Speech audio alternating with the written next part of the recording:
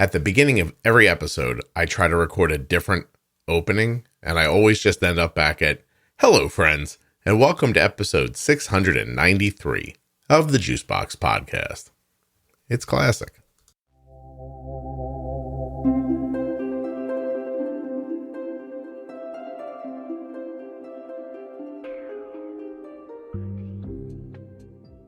Today, Jenny's back for chapter 17 of Ask Scott and Jenny, and I think this is the last Ask Scott and Jenny for a little while. So dig in and enjoy. Please remember while you're listening to Jenny and I, that nothing you hear on the Juicebox Podcast should be considered advice, medical or otherwise. Please always consult a physician before making any changes to your healthcare plan or becoming bold with insulin. If you're interested in hiring Jennifer, she works at integrateddiabetes.com.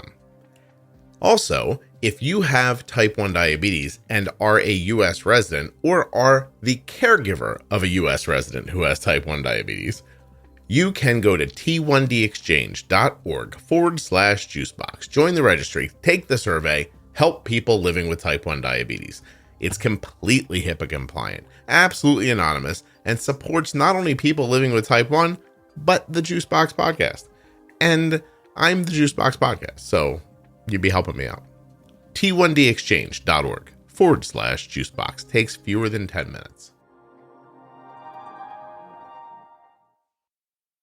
This episode of the Juicebox Podcast is sponsored by US Med. Go to usmed.com/juicebox or call 888-721-1514. Whether you go to the link or call the number, you're going to be chatting with US Med and finding out about your benefits. That's right, you get a free benefits check at that phone number or at the link. The podcast is also sponsored today by InPen from Medtronic Diabetes. InPen is an insulin pen that does a lot of stuff that a pump does when you pair it with the app that comes with it, and it's pretty darn tootin' nice. Check it out at inpentoday.com. I'll be talking more about InPen and US Med a little later in the show. You don't want to miss it, because it's late at night here where I'm recording, and I'm probably going to say something stupid. That's the thing that happens when I'm tired. Hey, Jenny, how are you? I'm fine. How are you, Scott? Good. We're going to do more Ask Scott and Jenny today. Oh, yay. Yeah. People tell me we seem very relaxed and happy while we're doing these. I hear they that. could see our faces. We are pretty happy people, yeah, right? yeah. We don't really frown too much. I just, somebody told me that we seem like it's fun. And I said, it is fun. And then I thought, oh God, are we like diabetes dorks? Like we're just having fun, like going like, oh, that's an interesting question. Let's think about it for a second. Right. So apparently that's what we are. All right, let's just start. Let's start here. There were a lot of questions. There are a ton of questions, right? Which one do I like to start with? All right, here's a very simple one. What number do you correct at during the night? So do you think this question comes from people who were pretty much told not to correct their high blood sugars at all? I would say maybe it started there. Yes. Mm-hmm. Because that is certainly something that's still taught not to correct. I think sometimes it's in the beginning stages, maybe after diagnosis, because they're still trying to sort of figure out how much insulin works. And in a time period where you're supposed to be sleeping, Mm-hmm. it's kind of a worrisome thing to have to sit up and wait to see what happens when you take extra insulin.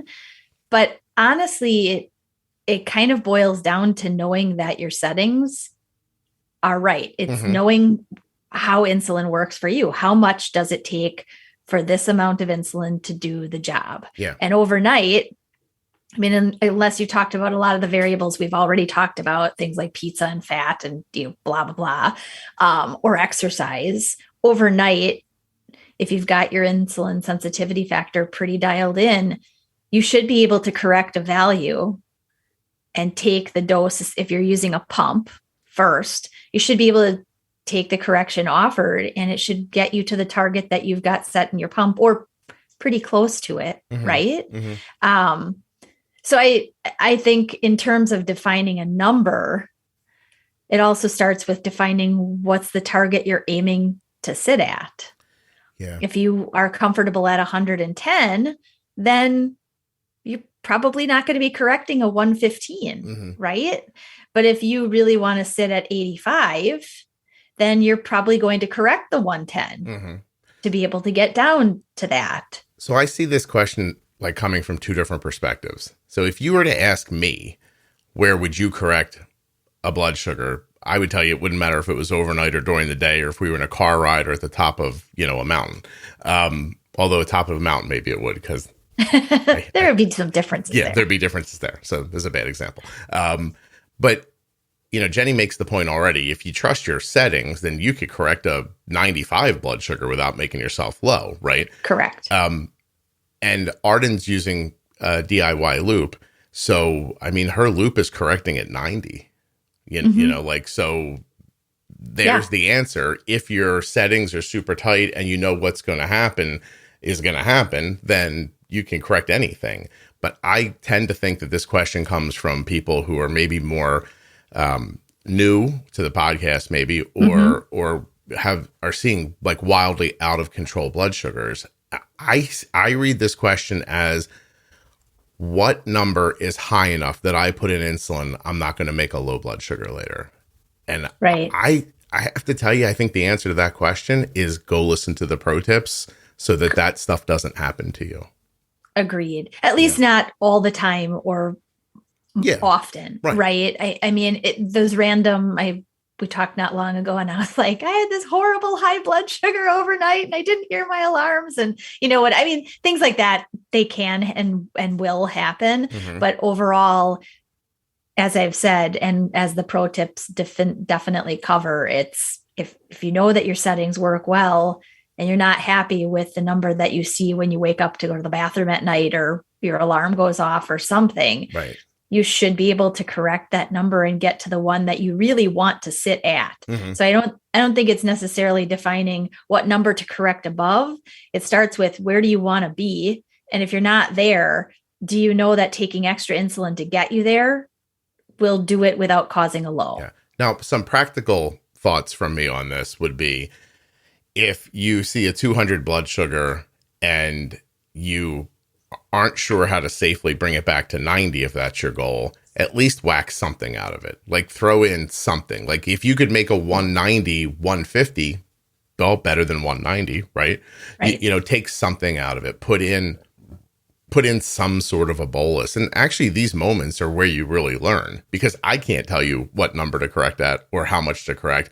But if you do it over and over again, you could look at that 190, a stable 190 at 2:00 in the morning, put a half a unit on it as an example, and it ends up being 170. And you think, okay, well, I wonder what would happen if I put a unit on it. Maybe it would end up being 140. You're going to learn from trial and error. So that's it. It's a roundabout way of answering that question, but I think there's more. Good usable thoughts in there than there is. I can't tell you what number to correct at. That seems like something a newer diagnosed person would ask an endo, and then the endo would pick some huge number that they thought there's no way they could make a low out of, Correct. Yeah. So anyway, all right. It's an interesting question. It says, when you do the thing that you know is going to happen and it doesn't happen over and over again, how do you adjust to the new normal? And the question ends with, is it just time? So I think the question here is, I've been using a unit to make a 150, 100 for a year, and now all of a sudden it's not working. How long until I assume it needs more insulin in that example? I would go about it the same way I address a lot of adjustments that I work on with women in pregnancy. 3 days. We have a trend. Let's make a change, because something clearly it's not working the same way any longer. Right. I think a lot of times if you have been stable for a really long time, it can seem almost like something else must be the problem. Right. Maybe my insulin went bad, or it's got to be a bad site, or something else was the issue. It can't be that my setting has all of a sudden just needed a change, right? but it could be. I mean, we know that diabetes is not this, you get to a point and everything just sits there, right? Yeah. If it was, man, that would be a lot easier to test things and be like, great, I'm done for life. Now I just have to count my carbs. That's it. The whole podcast would be about how to get to that point. Right, exactly. I mean, a couple of days of a trend, as long as you've considered variables, even illness in the picture or a change in your schedule, a change in your sleep schedule could certainly mean, and we talked about sleep a little bit before, that interrupts your sensitivity to insulin, more to the case of being a little less sensitive than more sensitive.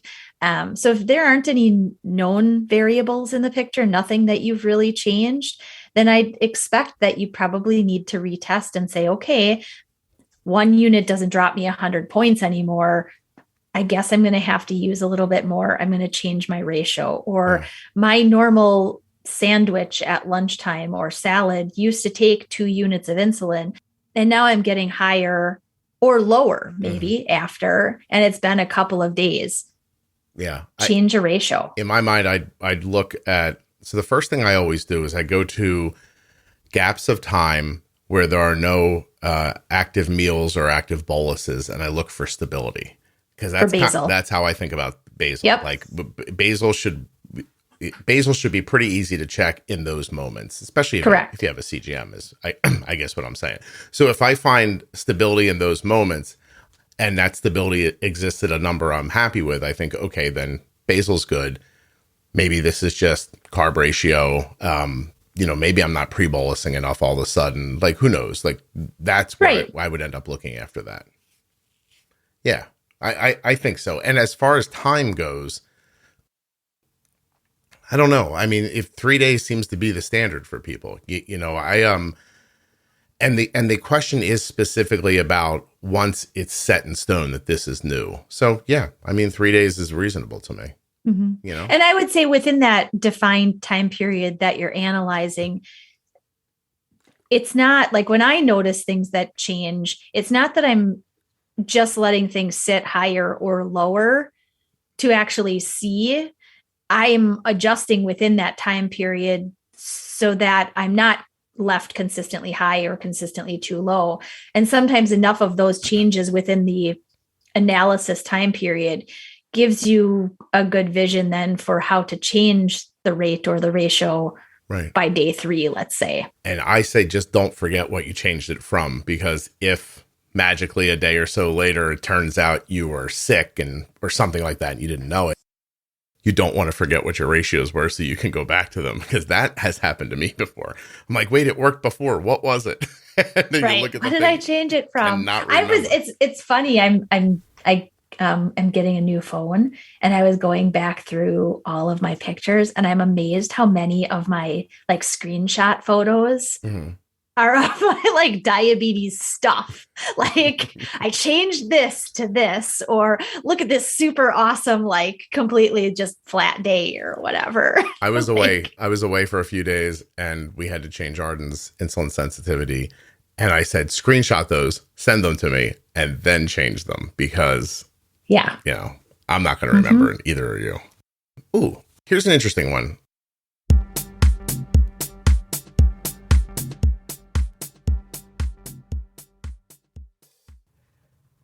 Well, here's one thing that I know for sure. If you have diabetes, you need to get supplies. And a lot of the places where you get supplies are, they're not a lot of fun to get supplies from. But at US Med, they take their A+ rating with the Better Business Bureau very seriously. They want you to get better service and better care. US Med has been serving people with diabetes since 1996, and they've helped over 1 million people. Arden's Omnipod 5 just arrived the other day from US Med. It was very, very, very, very smooth and effortless process. I really, I gotta say, I didn't miss that other place where we used to get the stuff from. Anyway, I'm not going to say anything more about other places. Let's tell you about US Med. #1 fastest growing tandem distributor nationwide. #1 distributor for Freestyle Libre systems nationwide. The #1 specialty distributor for Omnipod DASH. The #1 rated distributor in Dexcom customer satisfaction surveys. What do you think of that? Always, always, always do you get 90 days worth of supplies from US Med, and they offer you fast and free shipping. They're going to have everything from your insulin pumps, your diabetes testing supplies, and CGMs like the Libre 2 and Dexcom G6. I don't know what you're waiting for. usmed.com/juicebox, or give them a call at 888-721-1514. Next up, another great sponsor. We're going to talk about the InPen from Medtronic Diabetes. I'm going to type into my browser, inpentoday.com. I'm going to hit enter. I'm just going to read the internet to you, people. That's all you need to know is what you're going to see when you get to inpentoday.com. Right away, beautiful photography. I know you don't care about that. Listen, take the right insulin dose at the right time. The InPen is a reusable smart insulin pen that uses Bluetooth technology to send dose information to a mobile app. A mobile app? I wonder what they do there.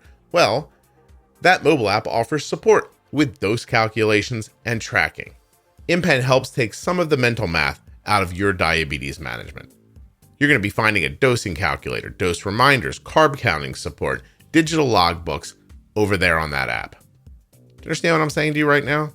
It's an application that goes on your phone, Android or iPhone. Shows you everything right on one screen. Current glucose, dose calculator, active insulin remaining. Active insulin remaining? That sounds like an insulin pump kind of a thing, doesn't it? Ooh, look at you getting extra functionality out of your insulin pen. And it's a great pen. I don't need to tell you more. You're going to see it when you get there. InPentoday.com. You go there, and then you make the clicky, okay? Clicky, clicky, clicky. I'm going to read you something from the bottom of the page. Now, this is an offer that it says is only available to people with commercial insurance. It says offers available to people with commercial insurance. Terms and conditions apply. But how about this? Pay as little as $35 for the InPen. What? It says it right here. They do not want cost to be a roadblock to you getting the therapy you need. And with the InPen Access program, you could pay as little as $35. You got to go take a look. Go see the thing, the pictures. They're really nice pictures. Very colorful. InPentoday.com. I am now contractually obligated to say the following. InPen requires a prescription and settings from your healthcare provider. You must use proper settings and follow the instructions as directed, or you could experience high or low glucose levels. For safety information, visit InPentoday.com. If you knew how late it was here, you'd be impressed by that. It's going to sound very specific, but I think it's a bigger conversation. So, how do I manage pre-bolusing when I have gastroparesis? Sometimes it works great. Other times I stay low for over an hour. And by the time the food hits, I have no active insulin and I skyrocket. I never know when it's going to hit. So this is a question that I've actually been asked a handful of times over the years. And the first couple times somebody asked me, I thought, I don't know anything about gastroparesis. I can't answer this question. I have no idea. And then I spent some time talking to people who have it. And my understanding loosely ended up being that sometimes I eat and my body starts to digest food. And so I get the impact that I expect. And I know how to line up the insulin. And sometimes that food just sits in my stomach. It doesn't get digested. And like the question says, I have all this active insulin. How do I know which is going to be which? And one time I said to somebody, oh, maybe you could try bolusing the way that I think of bolusing for infants and smaller people. Like get a little bit going. And then when you see the impact, quick, hurry up, throw the rest in. And I've never heard back from anybody that didn't end up being valuable for them. But I am wondering what you tell people. No, that it is similar because it's like a small child where you don't know exactly, like they love their favorite plate of food and you put it down today and they eat 3 nibbles and they're kind of done. Yeah. Right. So it's a question of how much and when is it actually going to completely get digested in this case, or absorbed, I should really say. Yeah. And a time frame that may help, as I've worked with a number of people with gastroparesis, is that on a more empty stomach, which for most people is first thing in the morning, you're going to get more consistent absorption, digestion, because there's nothing left over in the stomach. by the morning. Right? By the morning time, we have, for the most part, this like cleared out system, if you will, right? And the body is more likely to also, as everybody with diabetes experiences, want to get that food in to get your body some energy to get going for the day. So if there is a time period of the day to expect a need for a real pre-bolus because of sooner, quicker absorption of the food, it seems to be morning time. And then as the day rolls on and as you put more food, whether it's meals or meals and small snacks or whatever through the course of the day, it tends to be the end meal of the night that is often the hardest to gauge when to dose the insulin, because by that point, with a slowed down digestion and absorption of the foods earlier, you've already still got stuff sitting there. So that may be in a timeline through the day, may give some visual as to, or a structure, I guess, to looking at what this person might be seeing happen, saying, sometimes I seem to need the pre-bolus and it works just fine. And other times, maybe it's a time of the day. Okay. So to begin with, first kind of track that to see if you're seeing it more at one time of day than the other, possibly more likely at the end of the day, I guess, as the body's having more and more food added and more trouble dealing with it. Okay. Right. I mean, the other thing would be the case of also just trying to figure out your more typical foods. And if they are more causative to immediate need for pre-bolus, or I just have to follow this kind of a meal out. And as you said, put the insulin in a slow duration, an extended bolus, for example, often works fairly well if you've tracked enough around particular meals to know what their action seems to be like most often for you. Is this a mimicking of like pizza in a person who doesn't have gastroparesis? Is it similar or not? That's a similar thought. Okay. Yeah. Yes. I mean, not for the reason of fat. Sure. It's just a slowdown in the body's ability to digest the right way and absorb the food the right way to give the glycemic effect that you would expect from that particular food. I'm always kind of in the back of my mind when we're talking about timing. I always wonder how many people are listening thinking, I never considered that before. I just thought it was just, I count the carbs. This is the insulin for it. It all goes in. It all works out. Doctor told me to do it. It'll be fine. Instead of considering this. I mean, it's, for the people I've spoken to, it's a terrible thing to be afflicted with. It really sounds difficult. Another consideration that I know people have tried too is, today's rapid acting insulins, while I don't love the name of them because they're not really rapid. Right. Rapid is like, okay, right now it's done. It's working. Yeah. But they are certainly more rapid than the R that I was on when I was first diagnosed. Right. But in the case of potentially needing that lingering effect of an insulin, some people actually do better with a regular insulin so that its creep out in action is longer in taking effect. And again, timed right with meals that are well planned or well evaluated, almost like the same thing for breakfast, lunch, and dinner. That type of insulin could meet the food better than a rapid insulin could. So go back to the old timey insulin. Sometimes that can work better. Yeah. Okay, great. So good question. Yeah. Here's one. How do I find a great CDE in my area who is open to all of these ideas and works well with teens? I'm gonna ask you first. What do you think people should be looking at when they're looking at doctors? I'll give my adult perspective first. Adult perspective, when I call to get into a new endo office, some of my first questions include things like, how many type 1s does your practice see? Oh, okay. Yeah. Comparative to type 2s or other types of diabetes or other types of endocrine disorders, right? I mean, you may have an endocrine office, but they may be more heavily thyroid based. I mean, they may, I would say dabble may be the word in diabetes only because that's in their realm, but they don't necessarily do that most. Oh. So that's a question I ask is, what's your population of people with type 1? And then what goes right along with that is, how much technology do you use in your office? Mm-hmm. Do you use one pump? Are you recommending only one type of device? What type of data, like evaluation software, do you have? How can I send my information to you? How often are you going to get back to me?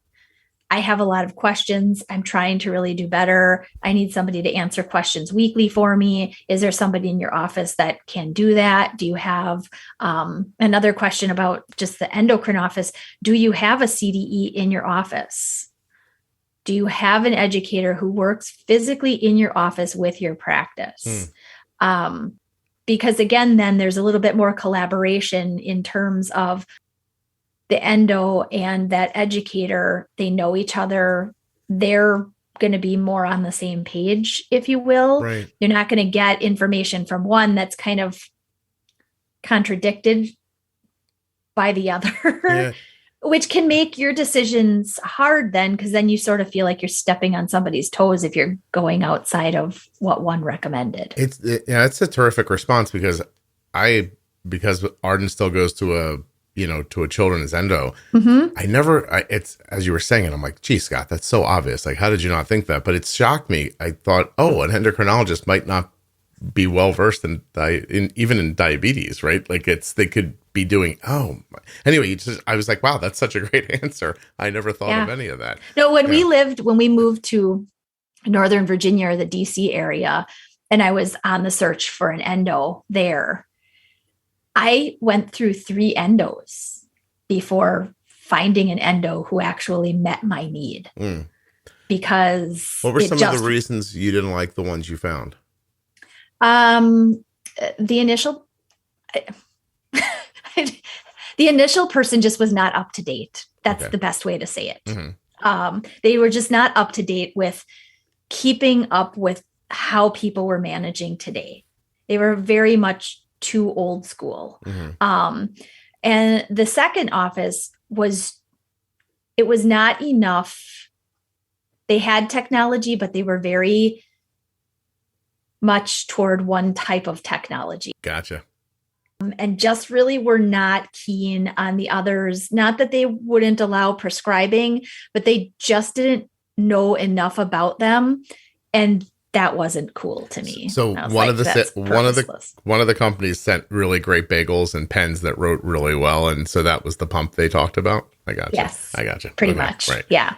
And then the office that I eventually ended up going with was a small private practice. Actually, it wasn't affiliated with any like hospital system or anything. Mm-hmm. And he really, what got me with my first visit was that he took the time to sit down and ask about my life mm-hmm. and how I manage specific things. It wasn't just a generalized visit. The things that you know that they need to know to actually answer your questions. Right. Okay. Yeah. Not just what's your carb ratio? Right. Yeah. What's your A1C? What's your carb ratio? Yeah. Let me take your pump from you and physically touch your device and change everything and hand it back to you. Here you go. Run from those offices. Eat healthy and exercise. I'll see you in 3 months. Thank you. Right. Yeah. Big help you are. Well, I will just throw in here that if you go to juiceboxdocs.com, there is a growing list of doctors that people who listen to the podcast send in. And if you have a doctor who fits the bill, please send it to me so I can add it to the list. I would say for Arden, we went with a big institution that was near to our house. And I don't know, like I can't, I'm such a bad person to ask about this because I'm me. So I don't know how valuable it is or it isn't. I really couldn't tell you. I can tell you that I've been in situations where I've been asked to go talk to other patients, which is weird. And there are times I get asked more questions than I get asked in a visit. So sometimes my answer is, if you know what you're doing, good doctors are the ones that stay out of your way and write you the scripts when you need them. And can support and discuss, especially if you've come prepared to a visit, to talk about, I've made these changes. These are the reasons that I figured out how and why to make these changes. Do you see anything else? Do you think I'm on the right track?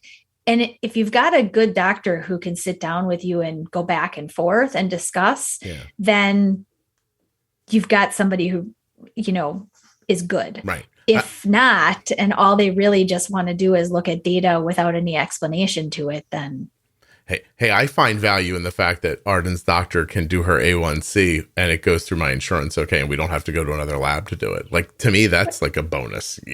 But I would say we've covered it here, but how do you find a doctor that's going to work well with teens? You're going to talk to them and see if it works well. And if it doesn't, you're going to need to have the nerve to move on. That's all.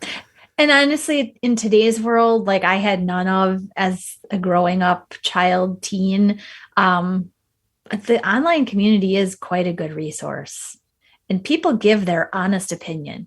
And I think especially in our diabetes community, if somebody's had a good experience with a doctor for teens or a doctor for kiddos or a doctor for real littles or college age kind of connection doctors, it can, that's one thing that I think it can help to ask, because people are very happy to share when they've had a good experience. Yeah. Hey, listen, feel free to go into my Facebook group and ask specifically about certain doctors. I don't mind if you do that. And you'd be surprised that that group has gotten big enough now where you might actually get a couple of answers. We're starting to get to the point where people are bumping into each other in like Costco's and wearing shirts from the podcast and going, oh my God, I listen to that podcast too. So you might actually find more people than you think. I mean, unless you're in a very rural place, but Right.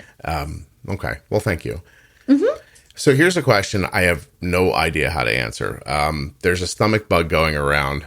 This person asks me directly, have I ever had to take Arden to the ER for not being able to manage blood sugars and ketones when she was vomiting?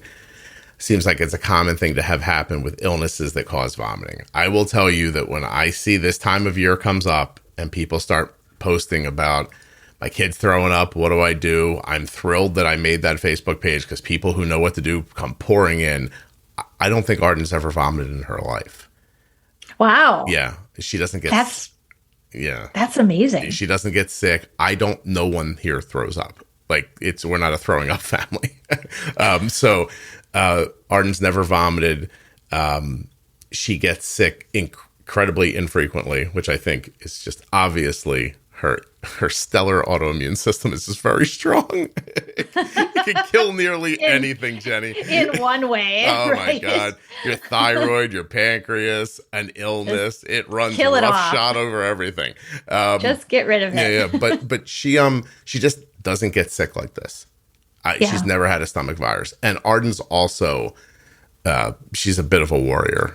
I mean, she would choke something down if she had to. She wouldn't like it, but she would do it. Having said that, she has had the flu as a small child.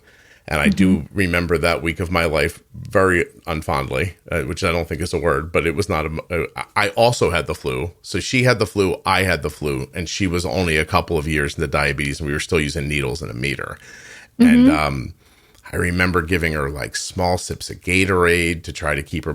Basically what I did was I flipped the whole process around in my head.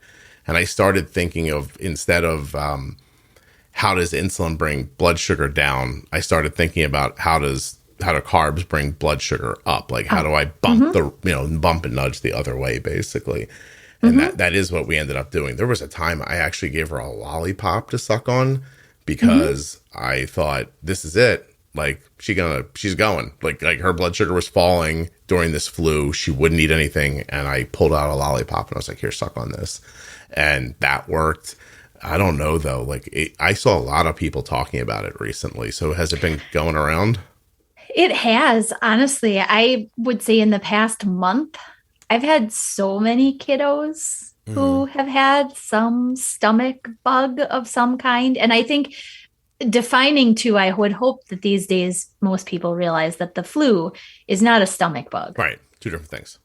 They're very much two different things, Mm-hmm. which is why when you said she had the flu, she did not have a stomach bug. No, she just was so sick she couldn't eat anything.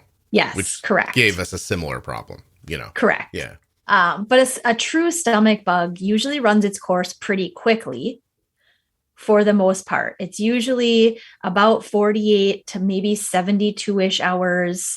1 to 2 of those days being the real like vomiting and possibly like diarrhea, not being able to take very much in. If that's the case, insulin adjustment for the most part usually needs to be taken down.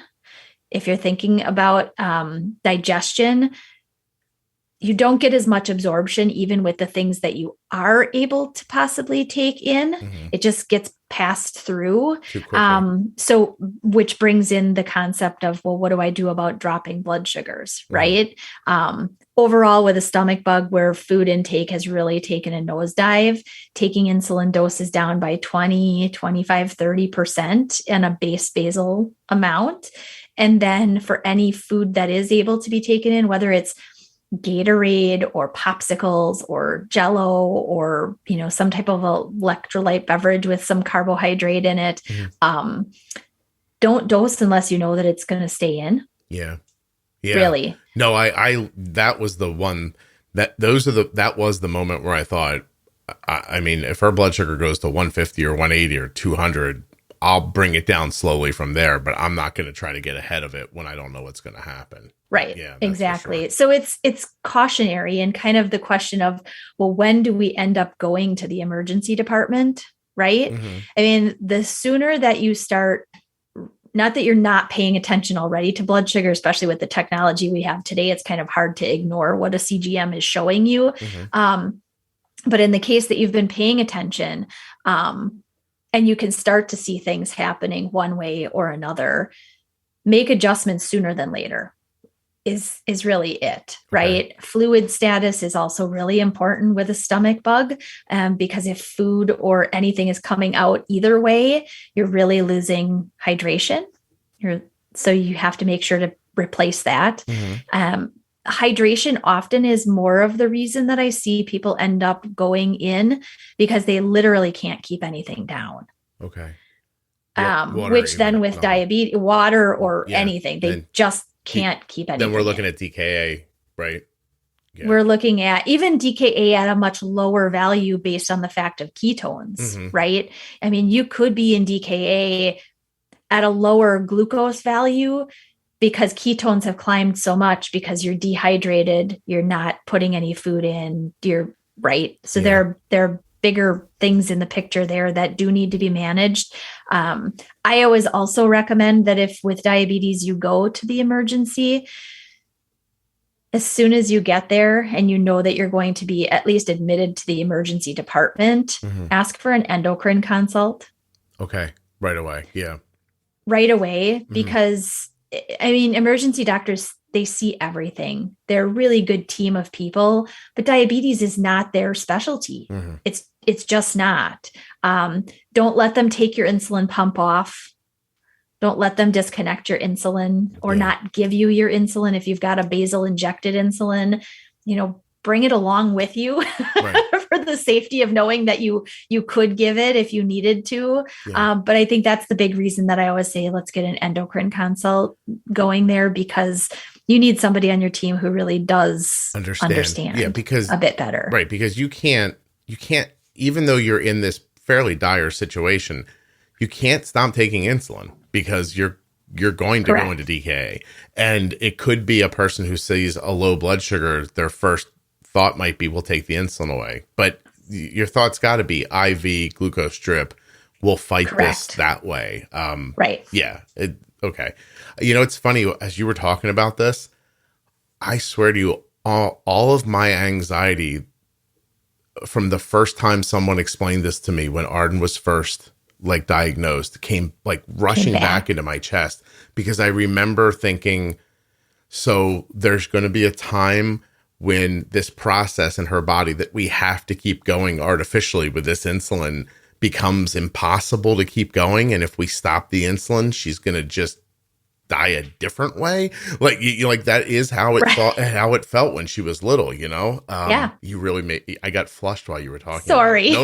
I know. That's why I wanted to ask the question, because I know how scary it is, especially in the beginning, and especially if you're prone to this sort of thing. And I do see that sometimes kids get this illness. Sometimes some of them get it every year, you know? And so, and I think another one too, depending on, as you just said, your child is one who you know is going to get this at some point. Make sure that that's a discussion within your endo visit at least once a year to revise or revisit what your plan of action has been. How has it worked? Yeah. Because then if you can see what didn't work, you can improve upon that for next time. Well, we did this and we did this. We still ended up having to go to the emergency department. We still couldn't get around it at home. Right. What can we do better or more aggressively next time to avoid going to emergency? Yeah, I'm gonna go right into another question that's similar, but I'm gonna say first that the first time someone, you know, through the emergency line told me I had to inject 1.5 units of insulin to clear Arden's ketones. When I couldn't get her to eat anything, I was like, no. Right? You're like, no. No, that seems wrong. Yeah, I think you're wrong. Right. Lady on the phone, I'm not doing that. And then I said to Kelly, I'm like, they told me I have to give her insulin. She's like, but she can't eat anything. I'm like, oh, I'm gonna do it. And I did it, and it worked, and I was stunned. You know, so it's knowing counterintuitive. That ratio, it really is. So to your point about constantly being aware of what you're going to do, your steps, that ratio is a good thing to know about as well. You know, how much insulin are we going to use to clear ketones? Next question is, I feel like my son has been sick more in the last year since diagnosis than any other time in his life. Is this in my head, or do type 1s get common colds easier? When do you feel like you can trust that the other important adults in your life to care for you? This is a 2-part question. Hold on. All right, let's go with the first part first. Okay. Do people with type 1 get sick easier, Jenny? I'm going to say no, but with a little added note there. Okay. Right. So people with diabetes in general, that is well managed with lower variants, would be less likely to get sick frequently, only because the stress factor of variable blood sugar and or numbers that are higher, which leaves your body stressed already, right, those aren't in the picture, right? So the more variable and the higher your blood sugars are, the more likely that stress on your body is allowing an illness to actually also make its entrance, and that your body can't fight it effectively. Right. That's the easiest that I can kind of describe that. So because we're slightly post-COVID right now, we're post-COVID. Right. We're post-COVID-ish. Let's say that. I'll use as an example, when COVID first happened, everybody was yelling, why is someone calling me? Do not call me. I'm very busy. But you're so important. I'm busy, Everybody wants Jennifer. to talk to you. No, Scott. stop it. Everybody was like, remember it was, it's like, well, we want to vaccinate the people who are at risk.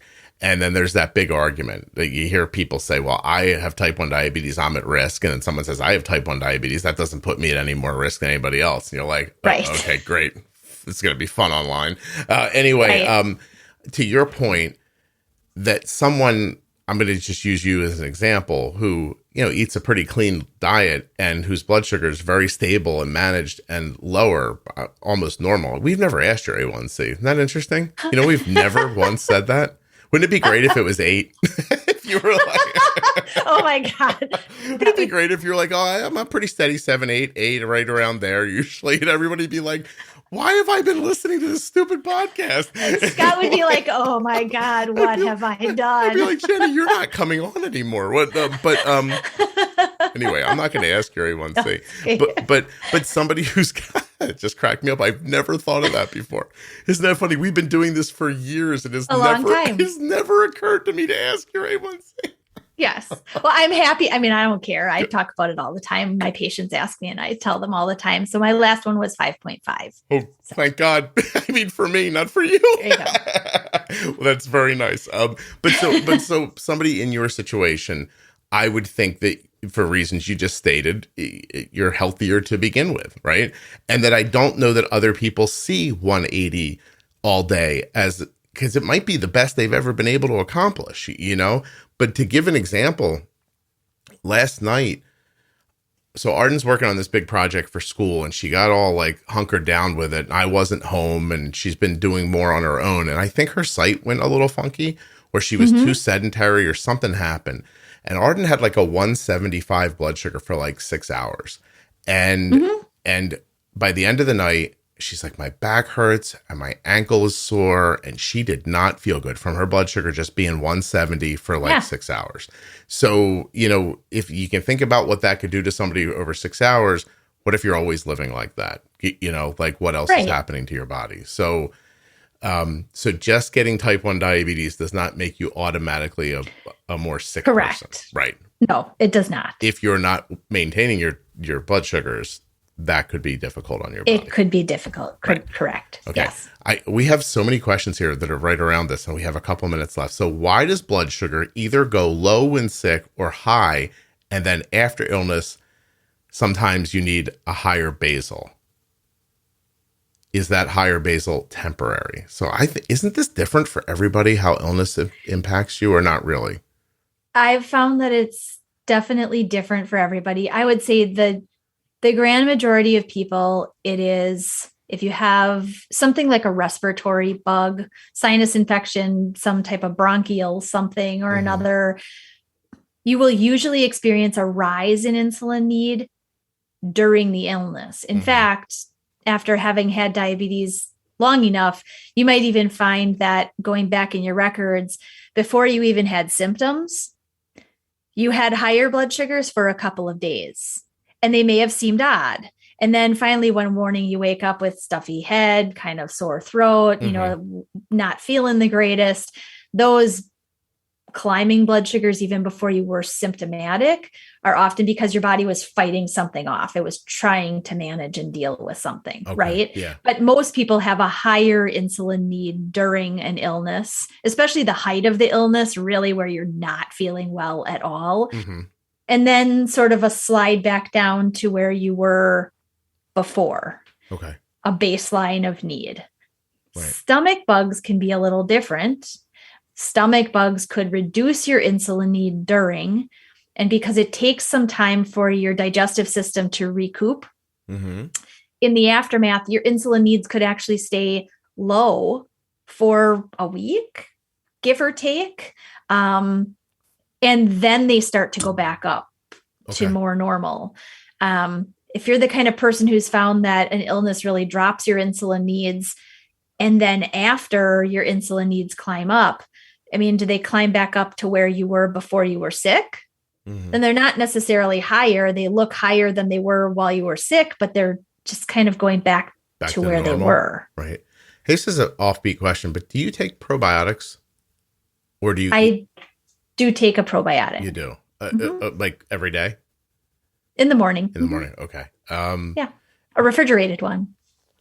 Do you take? I was sure to take refrigerated ones. You were always told to take refrigerated ones? Yes. Okay. Well, that was from my naturopathic doctor. That's not like, just Googling information or whatever, but that was my naturopath who'd said, if you're going to get a really good probiotic, get one that's been refrigerated, that you keep refrigerated. So. Do you take vitamin D? I do take vitamin D. Zinc? Every day. I take zinc. Okay. All right. We're going to talk about that one time. It just popped into my head just now. And I was like, we're going to talk about this. Not now, but and I've taken them a long time. It's not just been the past 2 weird years or anything. Right. I mean, those have been things that I've taken for a while. For a long time. So yeah. Yeah. I even notice if I don't take iron, it takes a couple of weeks of me forgetting iron for my nails to start breaking. Yeah. Like it just out of nowhere. Like I'll touch something and they'll just split. And then when it happens, I think, have I not been taking that iron? And I go right back to it. It's very interesting. Okay, we're gonna have to do supplement conversations at some point. Okay, well, cool. Jenny, for now, thank you very much for doing this with me. Absolutely, it's always fun.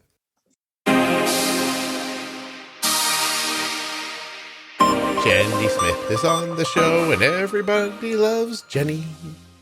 Thank you, Jennifer. IntegratedDiabetes.com. That's where you can go hire Jenny. Thanks also to InPen from Medtronic Diabetes. Don't forget to go to InPenToday.com. I did that great ad read in the middle. Don't make it a waste, okay? Like, let's not make me look silly here. I did a good job. You go do your part. I also want to thank US Med and remind you to go to usmed.com/juicebox or call 888-721-1514. Get your free benefits check today. Getting your diabetes supplies does not have to be a hassle. Links to the advertisers are in the show notes of your podcast player and at juiceboxpodcast.com if you can't remember the links that I have said ad nauseum in this hour. Before I go, I'm going to remind you that the Facebook group is poppin'.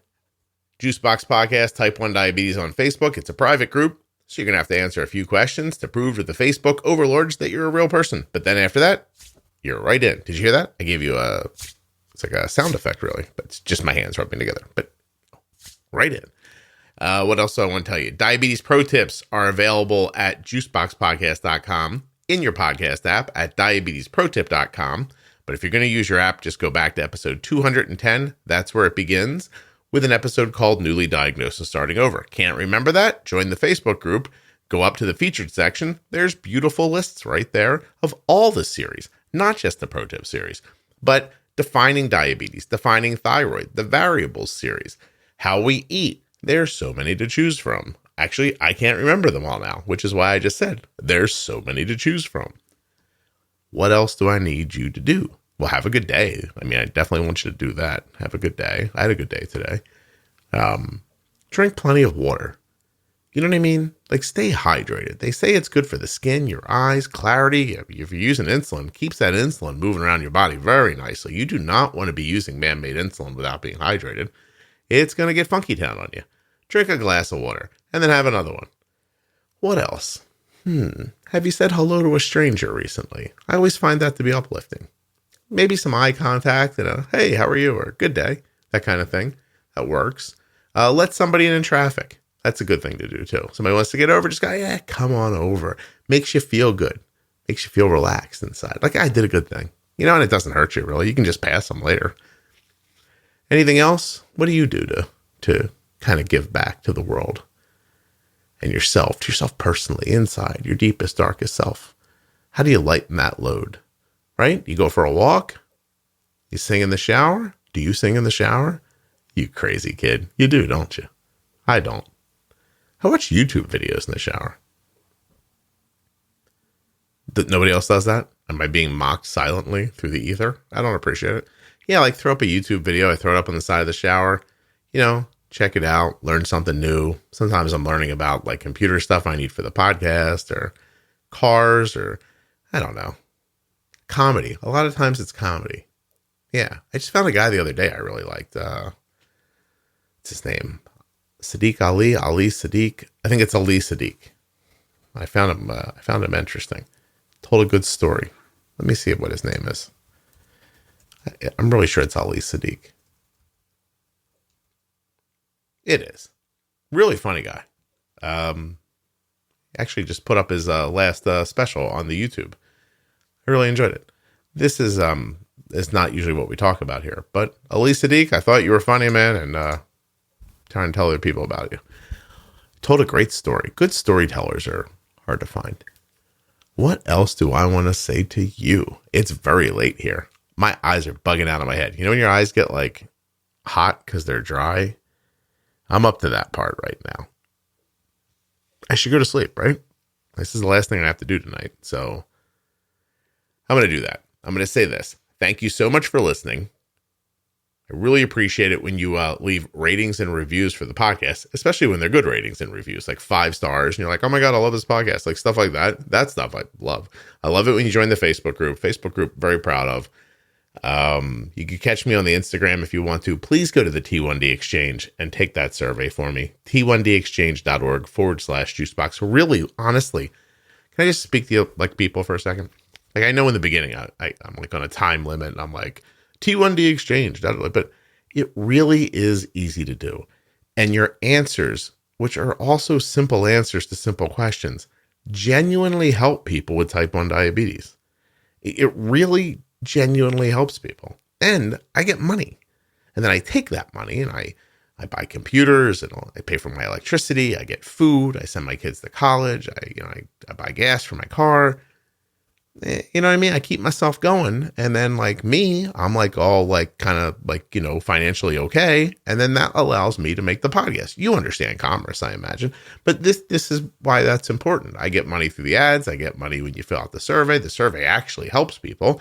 It's not like I'm doing some crap thing where it's taking advantage of you or something like that. And it's meaningless, or you're going to get like, emails from like, I don't know, people bugging you about buying solar panels or something like that. I mean, it's about diabetes. It helps people with diabetes. It helps me. It helps everybody. 10 minutes, t1dexchange.org/juicebox. That's a bit of a tangent. Are you still listening? This is usually, I haven't done this in a while where I've just rambled on at the end of the show. I mean, if you're still listening, you're a fan and I appreciate you extra. The people who stop listening, they're great, but you're better.